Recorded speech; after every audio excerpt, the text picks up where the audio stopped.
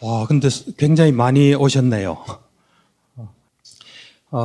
오늘 제가 여러분들에게 할 이야기는 이제 제목하고 좀 비슷한 이야기입니다.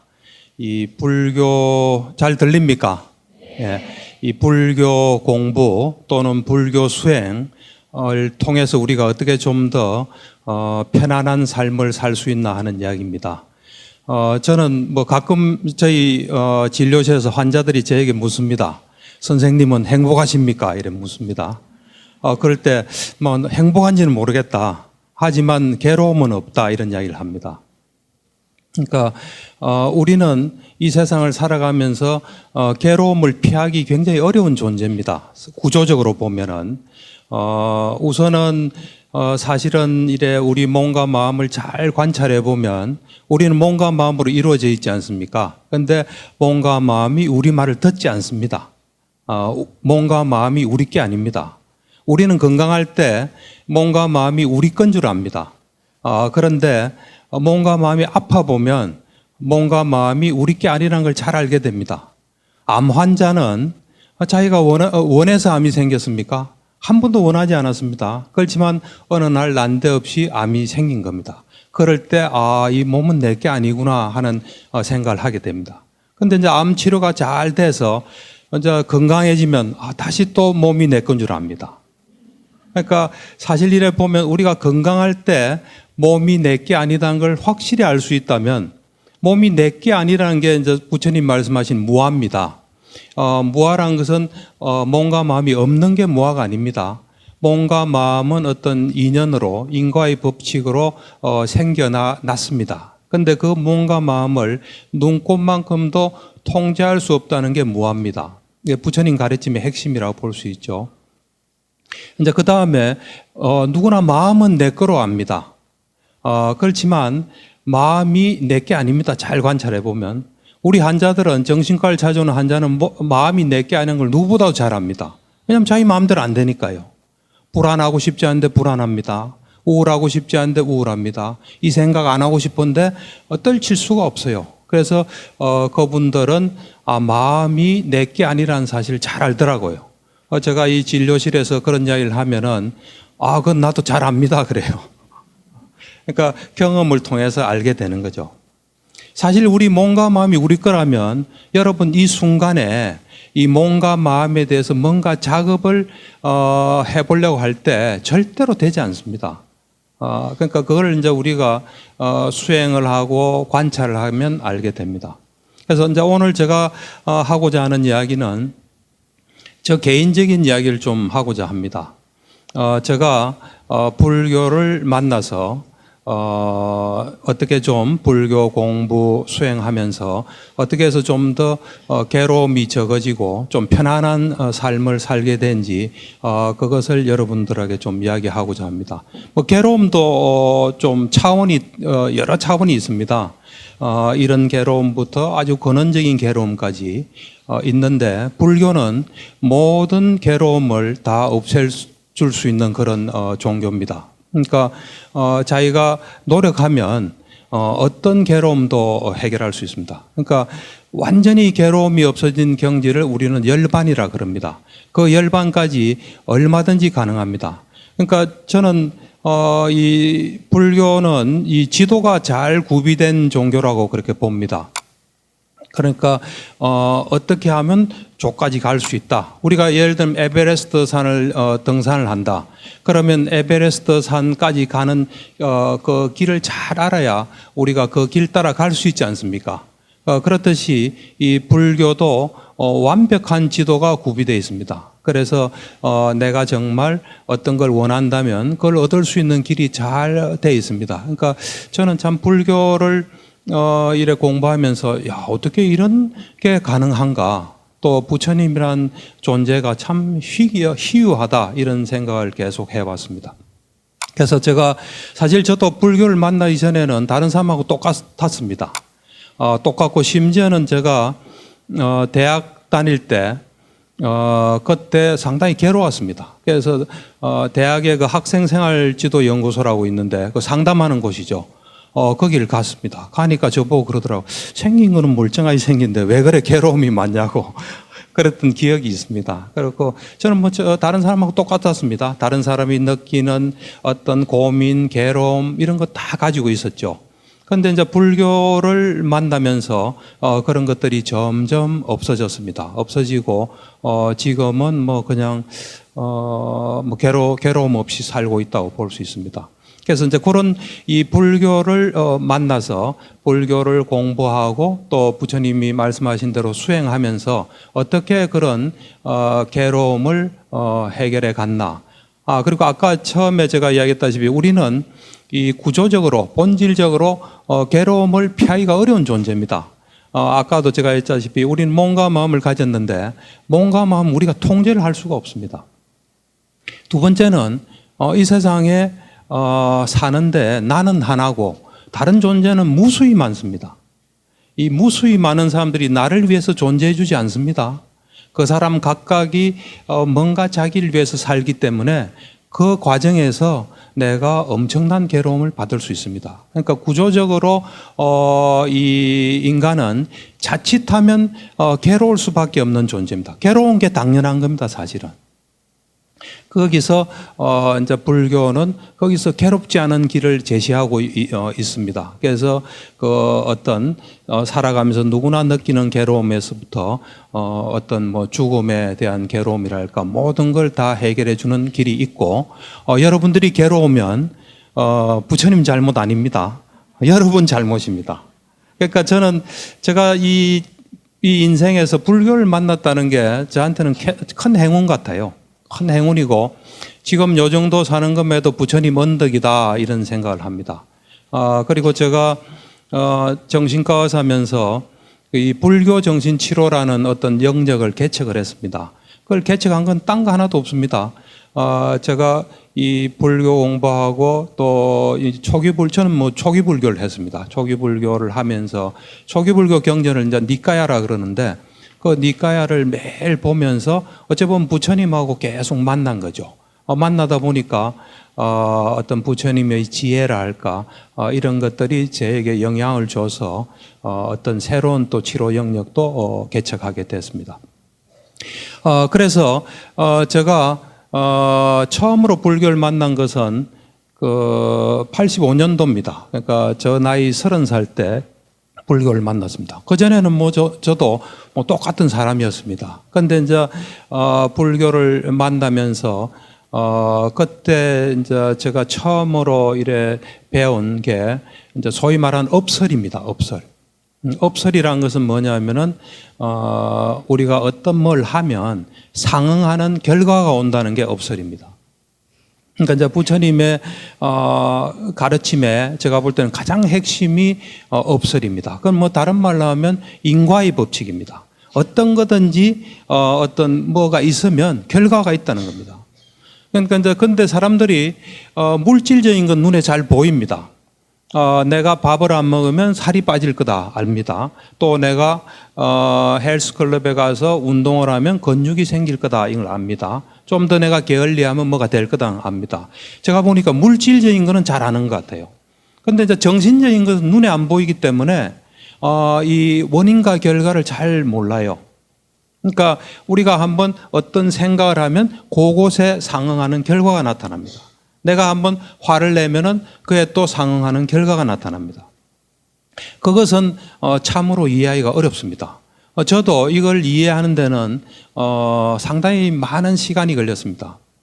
제가 1990년 초반에 그 당시에는 니까야가 우리말로 번역이 되기 전입니다. 그러니까 지금은 이제 강목스님, 대림스님, 전재성 선생님이 니까야를 사부니까에는 다 번역됐죠. 소부니까에도 상당히 많이 번역됐습니다. 그렇지만 90년 91년, 2년 그때는 니까야 번역이 안 됐을 때입니다. 그런데 그 초기 경전인 니까야가 이제 빨리어로 되어 있습니다. 그 빨리어로 된 거를 영국에 본부를 두고 있는 빨리 텍스트 소사이어티라는 곳에서 영어로 번역된 게 있습니다.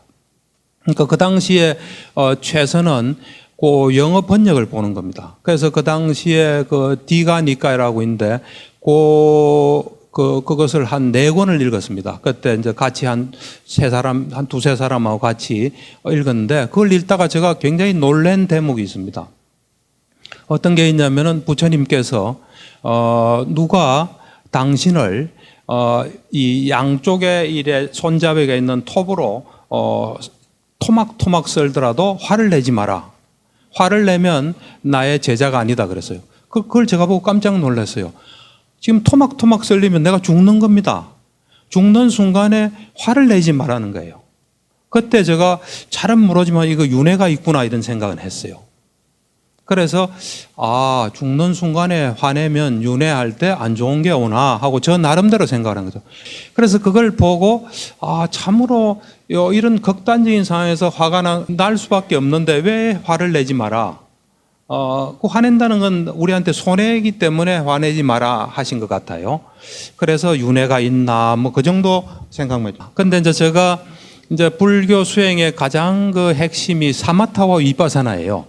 이제 니까야를 보면은 부처님께서 2가지를 닦아야 한다. 그것은 사마타와 위파사나다. 사마타는 빨리인데 삼매를 닦는 수행을 사마타라 그럽니다. 삼매.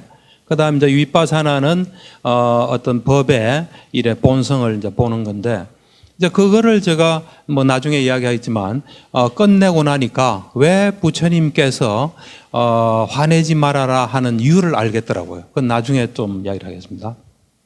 그래서 제가 이제 처음에 이 불교를 만나면서 처음으로 접하게 된 게 업설입니다. 그래서 업설이란 건 뭐냐면 이 세상이 어떻게 구성이 되고 어떤 원리로 움직이나 하는, 그러니까 어떤 인과의 법칙이죠. 우리가 괴로울 만한 뭐를 우리는 했기 때문에 괴로운 겁니다. 또 우리가 즐거우면 즐거울 만한 걸 한. 그래서 그런 처음에 어떤 업설, 세상이 어떻게 구성이 되고 어떤 원리로 움직이나. 그래서 깨달은 사람의 눈으로 볼 때는 세상은 다 법대로 움직이는 겁니다. 그 법하고 맞지 않는 걸 할 때 우리에게 괴로움이 찾아옵니다. 그래서 그거를 이제 처음에 만나고 그때 제가 이런 생각이 들었습니다. 이 부처님의 말씀은 진리구나 하는 생각이 들었어요. 그래서 내가 이 평생 이 진리를 한번 공부를 해야 되겠다 하는 생각을 하면서 그 업설을 제가 이제 생활에 좀 적용을 했습니다. 적용을 하니까 저 생활이 좀 편해지는 걸 느꼈습니다. 그 당시에 제가 결혼한 지 얼마 되지 않았고 또 정신과 전공이 2년 차였습니다. 여러분들 다 경험하시겠지만 결혼 생활이 그래 만만한 건 아닙니다. 참으로 좋을 때도 있지만 아주 엄청나게 힘들 때도 있습니다. 예. 이제 그런 속에서 이런 어떤 업설을 적용하니까 조금 편해지는 걸 느꼈고, 그 다음에 전공의 생활도 상당히 힘듭니다. 뭐 어떤 사람은 그러더라고요. 군대 생활보다 더 힘든 게 전공의 생활이다. 그 생활 속에서 그걸 적용을 하니까 좀 편해지는 걸 느꼈습니다. 이제 그러면서 제가 본업이 정신과 의사이기 때문에 이런 세상이 돌아가는 이치 원리를 이 정신적인 문제를 가진 사람이 이해하고 또 자기 생활에서 실천한다면 그 사람이 많이 편해지고 정신적인 문제가 많이 좋아질 것이다 하는 게 직감적으로 좀 들었습니다. 그래서 저에게는 불교는 2가지 의미가 있습니다. 하나는 진리로서의 부처님 말씀을 내가 좀 경험하고 체득해야 되겠다는 게 하나 있고, 또 하나는 이 부처님의 말씀을 일반 사람들이 불교란 용어를 쓰지 않고 쉽게 이해하고 실천할 수 있게끔 도와주는 작업을 해야 되겠다 하는 그 2가지가 저에게는 있었습니다. 그래서 업설을 좀 간단하게 소개하면 세상에는 많은 것들이 존재합니다. 제가 이야기하는 것은 실제로 존재하는 걸 이야기하지 뭐 추상적인 사랑 이런 건 이야기하지 않습니다. 실제로 존재하는 것들을 보면 그 종류는 굉장히 많습니다. 많은데 속성에 따라서 둘로 나눌 수가 있습니다. 하나는 생명이 없는 것이 있습니다. 또 하나는 생명을 가진 존재가 있습니다. 이 둘로 우리는 나눌 수 있습니다. 이 둘은 속성이 다릅니다. 생명을 가지지 않은 것은 그것이 아무리 크더라도 조건에 따라 어떤 법칙에 따라 움직일 수밖에 없습니다. 그에 비해서 생명 가진 존재는 뭐 많겠죠. 바이러스, 아메바, 또 뭐 우리와 같은 존재, 그 존재들은 생명 활동을 합니다. 생명 가진 것도 죽으면 생명을 가지지 않은 것이 됩니다. 우리가 지금 이래 있는데 누가 치면은 우리가 방을 하지 않습니까? 우리가 죽어서 시체가 된다. 그럼 뭐 탁 차면 공처럼 이렇게 차일 수밖에 없습니다. 그래서 이 세상은 굉장히 복잡한 것 같아도 속성에 따라서 둘로 나눌 수가 있습니다. 하나는 생명을 가지지 않은 것, 하나는 생명 가진 존재, 이렇게 나눌 수 있습니다. 그래서 생명 가지지 않은 것은 크든 작든 다 자연 법칙, 물리 법칙에 따라 돌아갑니다. 우리가 결과를 예측할 수 있습니다. 그러니까 우리가 화성에 뭘 보내고 리모컨으로 움직일 수 있는 겁니다. 그러니까 그것이, 왜냐하면 그것들은 어떤 그 조건에 따라 움직이기 때문에 그것을 우리가 예측을 할 수 있습니다. 이제 그에 비해서 생명 가진 존재는 생명 활동을 합니다. 그러니까 생명 가진 존재도 무수히 많습니다. 그 무수히 많은 생명 가진 존재를 속성에 따라 둘로 나눌 수가 있습니다. 뭐와 뭐로 나눌 수 있겠습니까? 생명 가진 존재의 속성은 자기를 가장 소중히 여깁니다. 자기가 가장 소중합니다. 우리도 마찬가지고 아메바도 마찬가지고 뭐 개미도 마찬가지고 생명 가진 존재는 자기를 가장 소중히 여기기 때문에 나와 남으로 이렇게 나누면 됩니다. 그래서 이 세상은 굉장히 많은 것들이 존재하고 복잡한 것 같아도 하나도 복잡한 거 없습니다.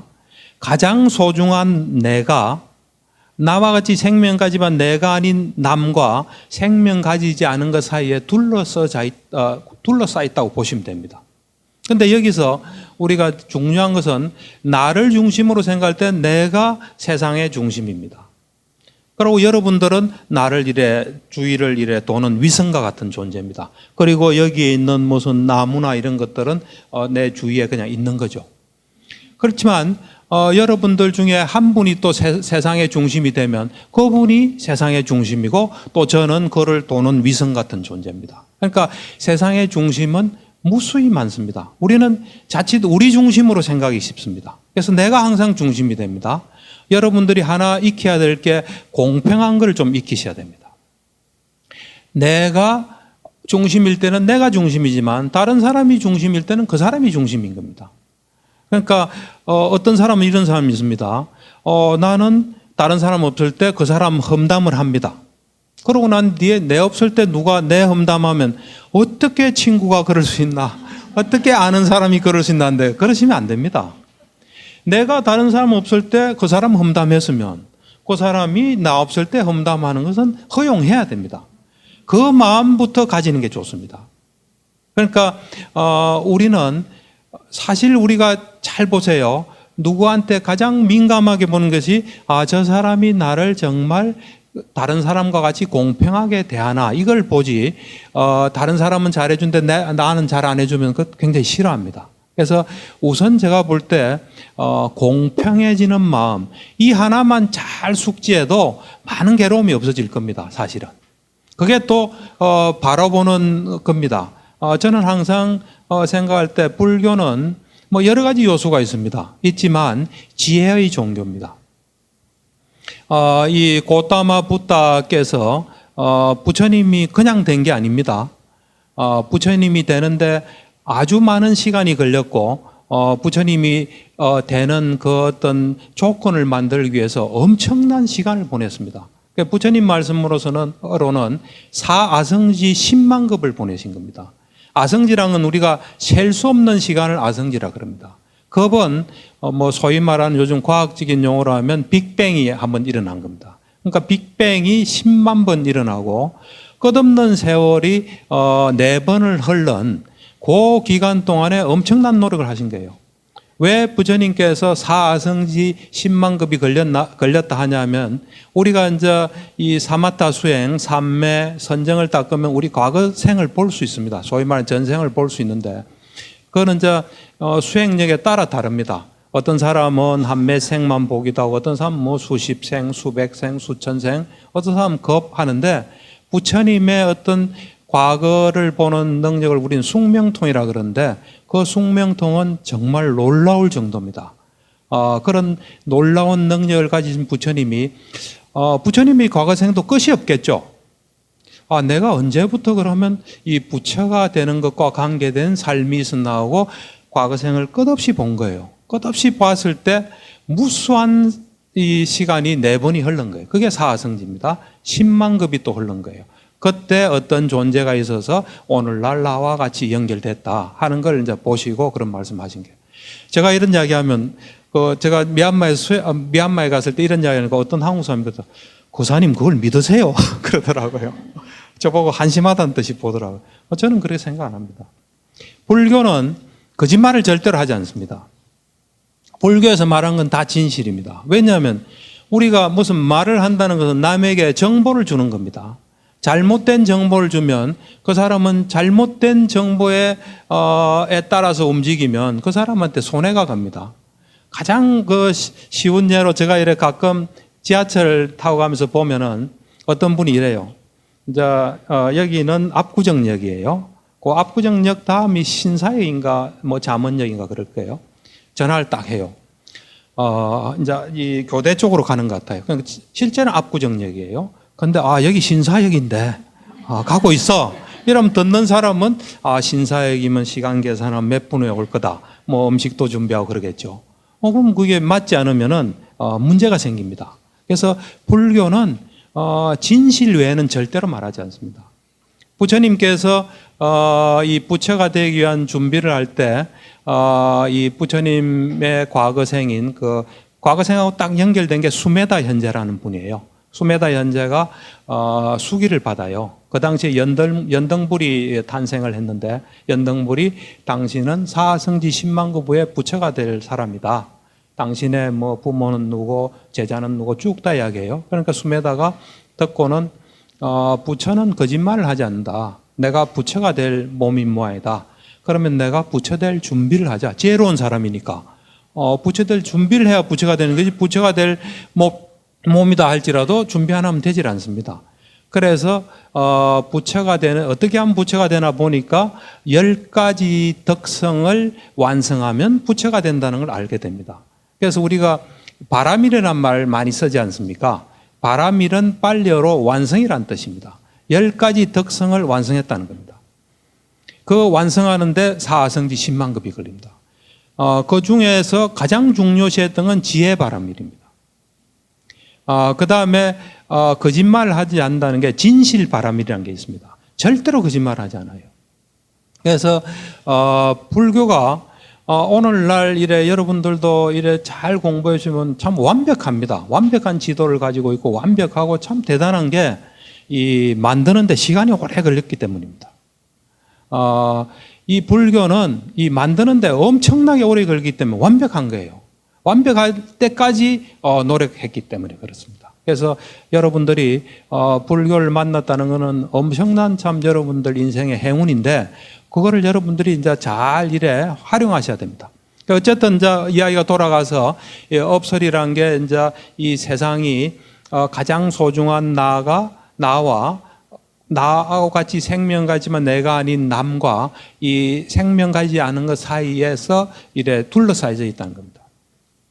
그럴 때 이제 그 나와 생명 가지지 않은 것 사이에 어떤 원리로 작용을 하나 또 나와 생명 가지지만 내가 아닌 남 사이에 어떤 식으로 돌아가나 그거를 잘 보면은 세상의 이치를 알 수 있습니다. 첫 번째로 나와 생명 가지지 않은 것 사이의 상호작용은 자연법칙에 따라 일어납니다. 그거는 예를 들어서 이 방에 아무도 안 들어올 때 처음 들어오면 되게 덥겠죠. 그러면 여기 봉원사 주지스님이 들어오면 온도가 30도, 또 신도분이 들어오면 32도입니까? 똑같이 30도입니까? 똑같이 30도죠. 그러니까 자연법칙이 똑같이 돼요. 그러고 난 뒤에 생명 가진 존재는 더우니까 선택을 할 수가 있습니다. 예를 들면 문을 열어놓을 수도 있고 에어컨을 틀 수도 있어요. 또는 선풍기를 틀 수 있어요. 일단 그 선택한 게 똑같으면 누가 하더라도 온도는 똑같이 내려갑니다. 주지스님이 와서 에어컨을 틀든 우리가 틀든 똑같습니다. 그래서 나와 생명가이지 않은 것 사이에는 이 어떤 자연법칙, 물리법칙에 따라 돌아갑니다. 그래서 우리가 뭔가를 할 때, 여기도 담배 피우시는 분 있을지 모르는데, 담배 피우면 벌써 그 영향이 갑니다. 가서 나한테 옵니다. 오늘날 이렇게 지구가 더워진 것은 우리가 뭔가 뭘 했는데 그것이 그렇게 올 수밖에 없는 조건이 돼 있는 겁니다, 사실은. 그 다음에 이제 그러니까 우리가 항상 자연을 대할 때는, 생명 가지지 않은 걸 대할 때는 자연 법칙이 어떻게 작용하나를 봐야 됩니다. 그 다음 문제는 이제 그 다음에 이 생명 가진 것들 사이에는 법칙이 없다고 생각을 합니다. 그렇기 때문에 사람들이 억울하고 손해보고 나만 좀 잘못 사는 것 같고 이렇습니다. 근데 사실 거기도 법칙이 그대로 작용합니다. 그 법칙을 알게 되면은 그 다음부터는 절대로 세상을 원망하지 않습니다. 그거를 이제 모를 때, 무지할 때 우리 생각이 끼어들어서 뭔가가 막 일어나는 겁니다, 사실은. 저는 신도 마찬가지로 신이 필요한 사람들은 이 세상에 돌아가는 원리를 정확히 못 봤기 때문에 신이라는 존재가 필요한 겁니다, 사실은. 정확히 보면 그 딱 원리에 따라 움직이기 때문에 신을 산정할 필요가 없는 거예요, 사실은. 우리가 이래 보면은 아까 제가 이야기했죠. 우리와 자연 사이에는 자연 법칙에 따라 돌아가는데 사실은 자연 법칙이라는 어떤 그 법칙을 알게 된 것도 그렇게 오래되지 않았습니다. 그러니까 하나봤자 한 10,000년 정도 될 거예요. 우리 인류가 이 지구상에 존재한 것은 한 300만 년, 지금 흔적으로는 한 300만 년입니다. 그에 비하면 10,000년은 아무것도 아니에요. 그 10,000년 이전에는 어떤 세상이 있었냐면은 그 10,000년 이전에는 인간이 강합니까? 자연이 강합니까? 자연이 월등하게 강하겠죠. 그 강한 자연에게 정신이 있다고 본 거예요. 그래서 그것을 자연신으로 생각한 거예요. 이집트 사람들은 태양신이 있다고 본 거예요. 그러니까 우리가 이렇게 문명이 발달하고 과학이 발달해도 제가 한 2년 전에 캐나다를 간 적이 있습니다. 로키 산맥을 이제 여행을 했는데 그 캐나다 산들이 대단하더라고요, 보니까. 딱 보니까 저기에 뭐가 있는 것 같아요. 뭔가 정신적인 존재가 있는 것 같은 느낌이 들어요. 옛날에는 오죽했겠습니까? 그런데 우리가 이 자연 법칙이라는 어째 보면 지혜죠. 대단한 지혜가 생기면서 이제 자연신은 없어진 겁니다. 그와 마찬가지로 우리가 어떤 원리로 우리에게 행불행이 오고 어떤 결과 온다는 알면은 신이 더 이상 필요가 없습니다. 그걸 모르기 때문에 신이 뭔가를 우리에게 주지 않나, 또 뭔가를 하지 않나, 이런 게 이제 있습니다. 그래서 보면은 이 생명 가진 것들 사이에 뭘 잘 보면은 근데 우리가 잘 보면요, 우리가 뭘 정확하게 보는 게 중요합니다. 우리 생각으로 보시면 안 됩니다. 왜냐하면 세상은 세상의 원리에 따라 움직이지 우리 생각으로 움직이질 않아요. 우리 생각하고 세상이 움직이는 원리가 차이 난 만큼 괴로움이 생깁니다. 그 괴로움을 잘못 해결하면 정신적인 문제가 생겨서 저한테 찾아오게 됩니다. 그러니까 괴로움이 출발입니다. 괴롭지 않은 사람 절대로 정신적인 문제 안 생깁니다. 괴로움을 어떻게 잘 처리하냐가 이제 굉장히 중요한데, 그러니까 이 생명 가진 것은 딱 생명이 시작되는 순간부터 혼자 힘으로는 존재할 수 없는 속성을 가지고 있어요. 뭔가의 도움을 받아야 돼요. 다른 생명체의 도움을 받든 자연의 도움을 받든 그거 없이는 존재할 수 없는 존재가 생명 가진 존재입니다. 우리만 해도 어머니 뱃속에 딱 잉태될 때 그때부터 영양분을 어머니로부터 받은 거예요, 사실은. 그리고 나오는 순간부터 계속 죽는 순간까지 우리는 남이나 자연의 도움이 없이는 절대로 존재할 수가 없습니다. 그래서 예를 들면 가장 기본적인 게 우리가 자연하고 이래 상호작용하는 대표적인 게 숨 쉬는 거예요.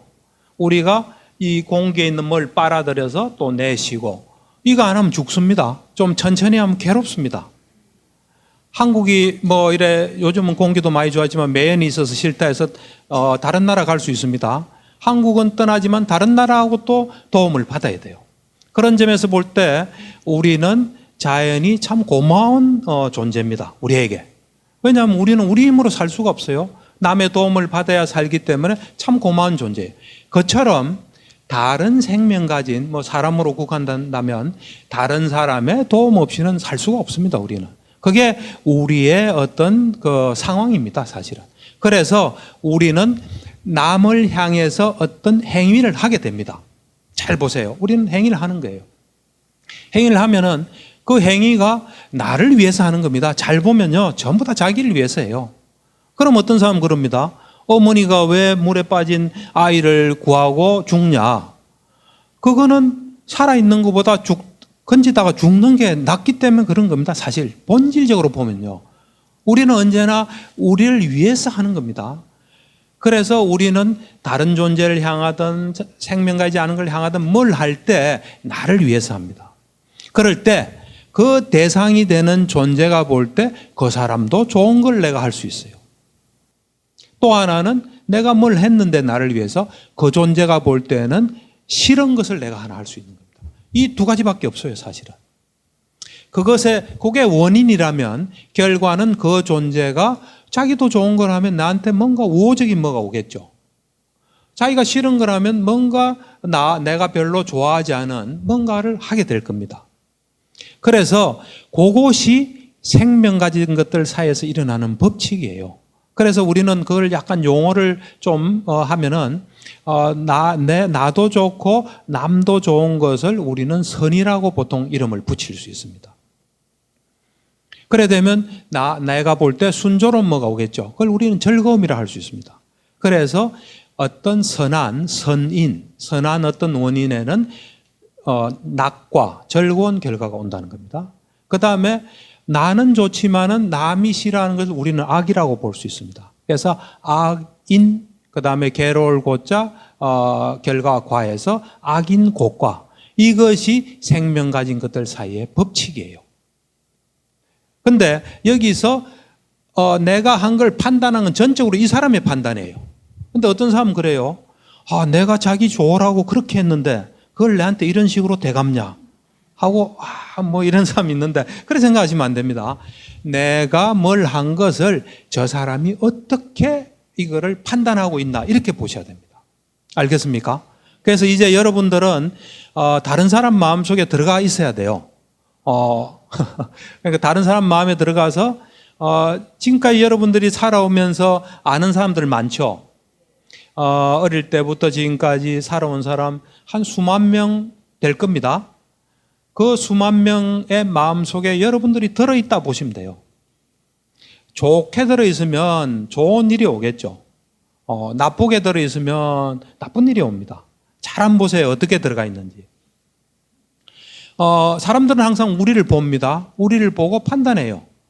자기한테 한 걸 가지고도 판단하지만 다른 걸 보고도 판단해요. 그러니까 이제 그런 것들이 상당히 이제 지혜인데 제가 이래 진료하다 보면은 어떤 아버지는 이런 이야기를 해요.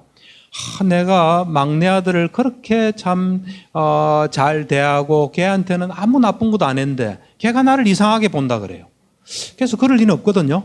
그래서 왜 그렇습니까? 그러니까 큰애가 있긴 한데 걔를 내가 좀 잡았다. 큰애 자기 형 잡는 걸 보고 이 사람은 판단하는 겁니다. 나도 잘못했다가는 적골 나겠구나.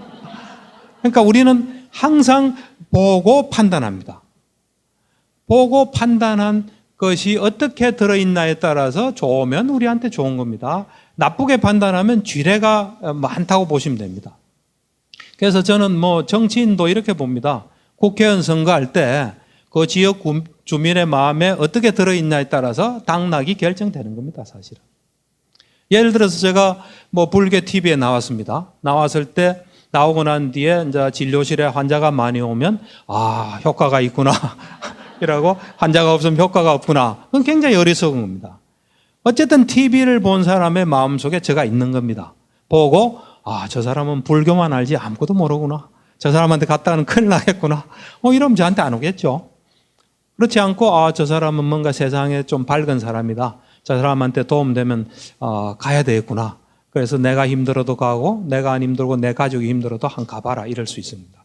본 사람의 마음속에 있는 것이 그것이 결과입니다. 틴낙한 스님, 저는 이제 환자들을 통해서 이야기들 많이 듣습니다.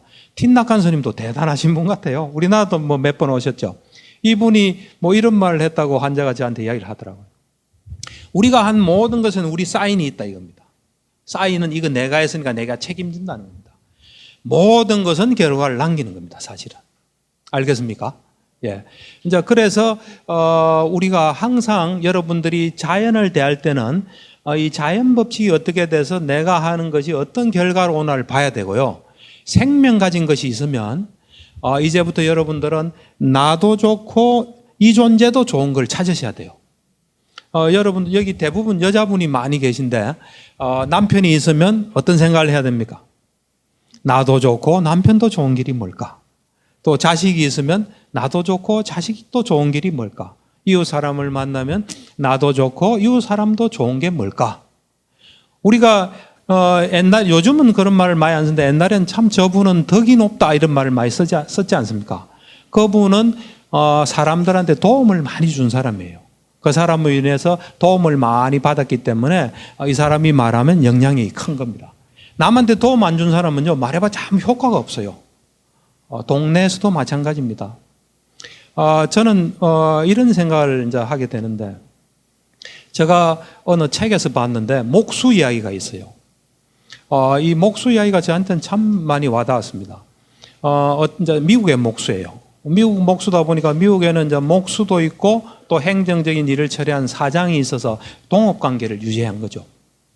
이 사람이 이제 평생 일을 해서 집을 지었습니다. 그러다가 이제 집 짓기가 싫은 거예요. 이제 자기도 은퇴해서 자기 시간도 가지고 가족들하고 좋은 시간을 가지고 싶어서 이제 은퇴를 마음으로 딱 먹은 거예요. 그리고 이제 집 짓기가 싫은 거예요.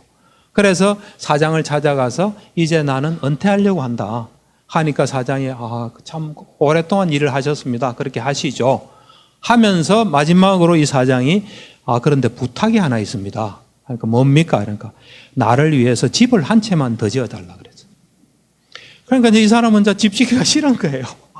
집 짓기는 싫은데 오랜 참 그 동업자인 자기한테 도움을 많이 준 분이 집을 지어달라 하니까 거절할 수가 없는 거예요. 그래서 알겠습니다. 이제 집을 짓는데 신이 안 나는 거예요. 엉망으로 지어요. 자재도 뭐 엉망으로 하고. 그리고 이제 다 짓고 이제 다 지으면 보통 하는 게 열쇠를 만드는 겁니다. 열쇠를 만들어서 동업자한테 줬어요. 자, 이 열쇠입니다. 이제 난 집 짓는 건 끝입니다. 하니까 동업자가 뭐라 했겠습니까? 내가 당신하고 평생을 해서 참 당신 도움을 많이 받았다. 이거 당신한테 주는 선물이다. 자기가 살 집을 엉망으로 지은 거예요. 그걸 제가 이래 딱 보는 순간에 어떤 연상이 되냐면 많은 사람들이 저도 그렇지만 많은 사람들이 자기가 살 집을 엉망으로 짓고 있는 거예요. 예를 들면 제가 문정동에서 개업을 하고 있는데 송파구에 제가 7층짜리 건물에 있습니다. 제가 볼 땐 그게 집이에요. 그러면 그에 근무하는 의사라든지 약국이라든지 청소하시는 분 다 내 집에 있는 가구예요, 가구. 그 가구들이 삐딱하게 돼서 말도 안 듣고 이러면은 내가 엄청 힘들어요. 그래서 그 사람들을 하고 좋은 관계를 가지는 것이 내 집을 잘 짓는 겁니다, 사실은. 마찬가지예요. 여러분들이 어느 동네에 산다. 그러면 그 동네가 내가 사는 집이에요. 내가 살 집을 잘 터전을 해서 내 살기 편안한 것으로 만들어야 돼요.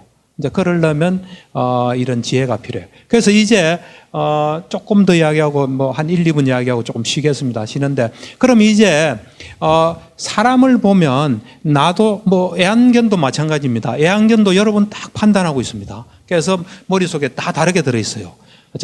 저 사람은 이렇고 이 사람은 이렇고 특히 머리 좋은 푸들은 아주 그게 딱 들어가 있어요. 그래서 이제 여러분들이 항상 사람을 만나면 나도 좋고 이 사람도 좋은 걸 찾아야 돼요. 나는 내 마음이니까 내가 좋은 거 알잖아요. 이제 상대방이 뭘 좋아하고 싫어하는지 그걸 정확히 아셔야 돼요. 내 생각으로 하시면 안 되고, 그래서 상대의 마음을 정확하게 아는 노력을 하셔야 돼요. 여러분들이 타심통이 있으면 정확하게 알 수 있습니다. 근데 타심통 얻기는 쉽지 않아요. 근데 타심통이 있다. 그러면은 어떤 서성이 타심통이 있습니다. 제자한테 이런 말을 해요. 오늘 저녁에 이런 걸 가르쳐 주겠다. 그러면 제자가 A를 가르쳐 줄 모양이다 머릿속으로 생각하죠. 그럼 서성이 그건 아니고 그럼 타심통이 있는 거예요. 타심통이 있으면 딱 알아요. 부처님께서는 타심통이 있기 때문에 경전에 보면 어떤 자만심이 많은 사람이 와서 부처님 참 존경합니다 하니까 자만심을 내려놓는 게 중요하다 하니까 자기 마음을 들켰잖아요. 그 다음부터 이제 부처님 마음을 말을 받아들인 그런 상태가 됐어요. 우리는 타심통이 없기 때문에 이제 다른 사람을 잘 관찰하셔야 돼요. 잘 관찰하면은 그 사람의 마음을 알 수 있어요.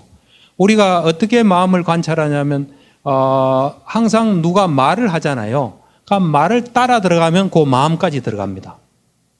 근데 말에 걸리면 안 돼요. 예를 들어서 조폭이 어떤 사람한테 막 욕을 하면서 말을 해요. 그럴 때 거기에 걸리면 안 돼요. 그 따라 들어가면 자기로서는 우호적인 표현으로 욕설을 쓸 수도 있는 겁니다. 그래서 말을 따라 들어가면 마음에 들어갈 수 있어요. 그 다음에 어떤 사람의 표정을 보면 그 순간에 마음이 있습니다. 또 어떤 사람의 행동을 보면 마음이 있고, 사람의 마음은 잘 안 바뀌기 때문에 그렇게 정확히 보다 보면 저 사람이 뭘 좋아하고 뭘 싫어하구나. 대인관계의 비결은요, 다른 사람이 싫어하는 거 안 하고 좋아하는 거 하는데 나도 싫어하는 거 안 하고 내가 좋아하는 걸 하는 거예요. 그것을 이제 가지시고 살아가다 보면 이제 상충될 때 어떻게 해야 될지 이제 진지한 고민이셔야 합니다. 좀 쉬었다 가겠습니다.